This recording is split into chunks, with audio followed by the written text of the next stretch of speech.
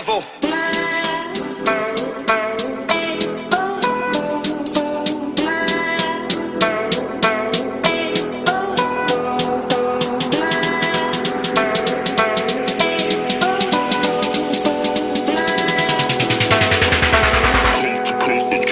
Next level.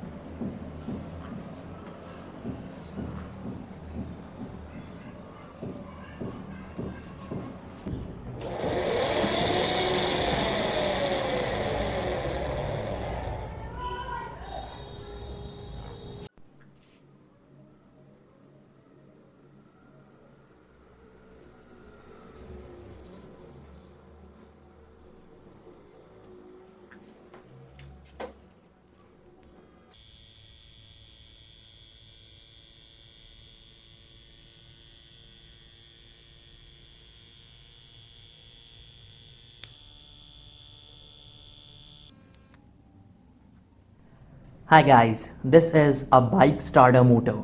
Now the starter motors are designed to operate at 12 to 24 volts, although the current rating is very high. The minimum rated starter motor is at 160 watts, which means that it will draw a minimum amount of current that is going to be 13.33 amps at free running state, not at loaded state. You can imagine the quantity of current flow with the thickness of the wires. Like this is a complete bolt and this wire is so very thick. Now here what I have is a 15 volts 3 ampere power supply from a laptop charger. So is it going to be enough to start this motor? Let's find out. So these are the two terminals.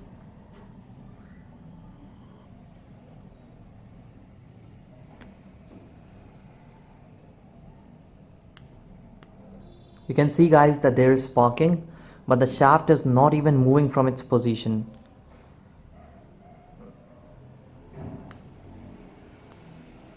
No movement. That is because the current being fed to this motor is not enough to even start it a little bit. So high current is required. Now to run high current motors like these, we need a high current power supply.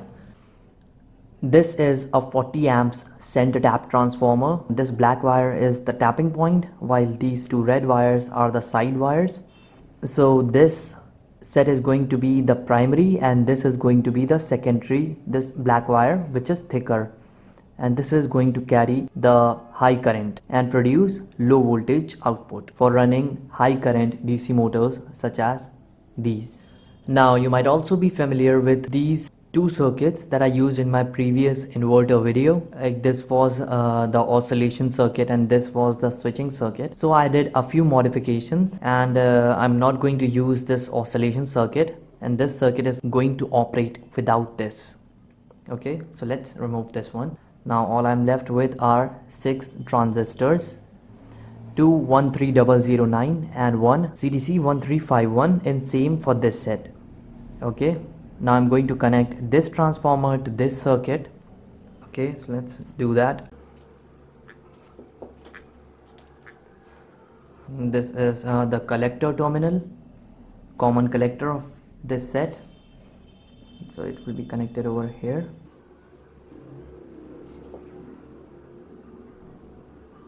The collector terminal of this set has been connected to this wire.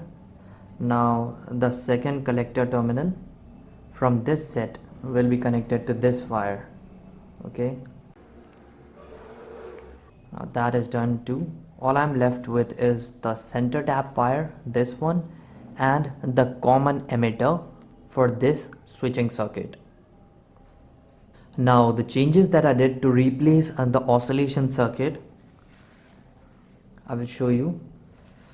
What I did was I just used these two 1 kilo ohm 5 watt resistors, and they have to be 5 watts because they are going to heat a lot. So it will be, each of these will be connected to the base and collector of the 1351 transistor set.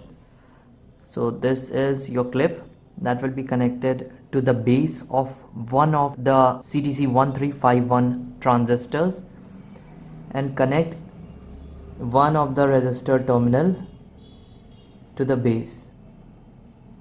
Okay, one is connected. Now the second part.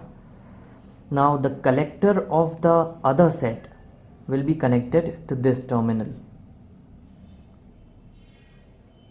Okay, so one resistor has been successfully connected. Now to the left out two wires, this resistor will be connected. Okay, which is the first one is your collector terminal, the middle one is the collector terminal of CDC 1351. To that terminal this resistor will be connected, and to the base of this CDC 1351 the other terminal will be connected. Okay, so now this circuit is going to be both switching circuit as well as the oscillation circuit. Now to power up this circuit I will use two printer adapters. Okay, so this is from a printer. You can see here it is a 32 volts DC supply at 940 milliamps. So it is close to 1 ampere, and I have another one at a little bit lower rating. Yeah, this one. This is from an HP printer, okay?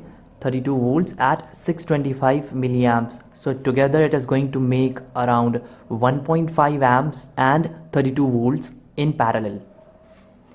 So this is what I am going to use to feed this circuit.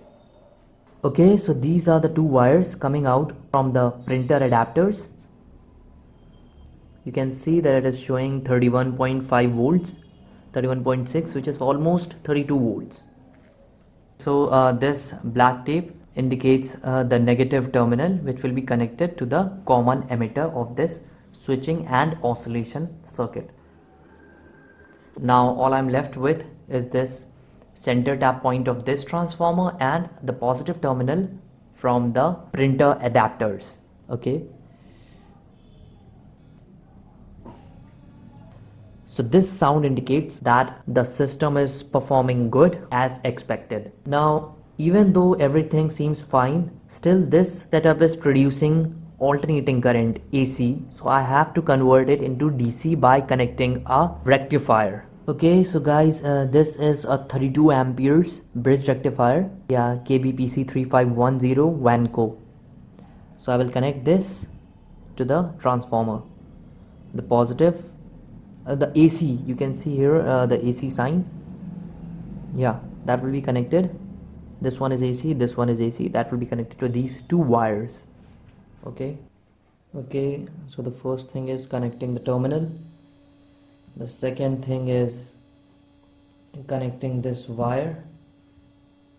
Now the voltage is very low, so it is not dangerous except for the current that can burn you, because the current is going to be very high, of course. Okay, yeah, so as you can see guys, that it is running now. Such a high ampere self-start motor is running with the printer chargers, because I have stepped up the current value from 1 ampere to whatever it is requiring at present for starting up.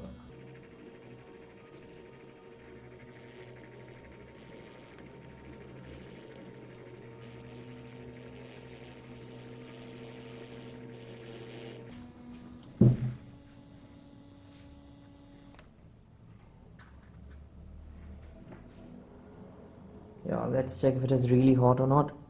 Yeah, it is really hot. The transformer is very hot. The bridge rectifier is also burning up. That is because it has the maximum current dissipation capability of 32 amperes, and it was really loaded at this time. Let's see the windings.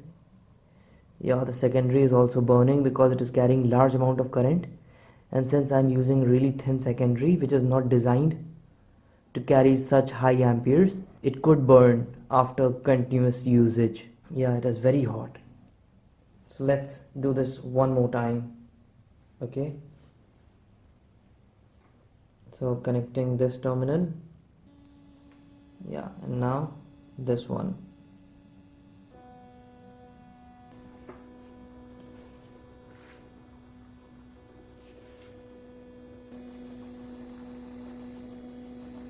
Yeah,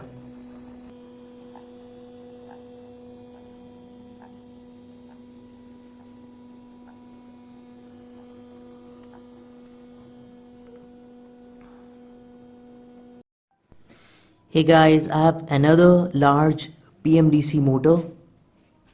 You can see here. Yeah, it is really big, and it is 1.5 horsepower, 4000 rpm, clockwise, permanent magnet. Okay, so I'm going to test if this motor is going to run with this circuit that I have just made. Okay, so let's test this one as well. Okay, so guys, I have connected this DC motor here to the rectifier of this setup. So let's test if this system is capable of driving this heavy duty 1.5 HP PMDC motor. Okay, so let's go.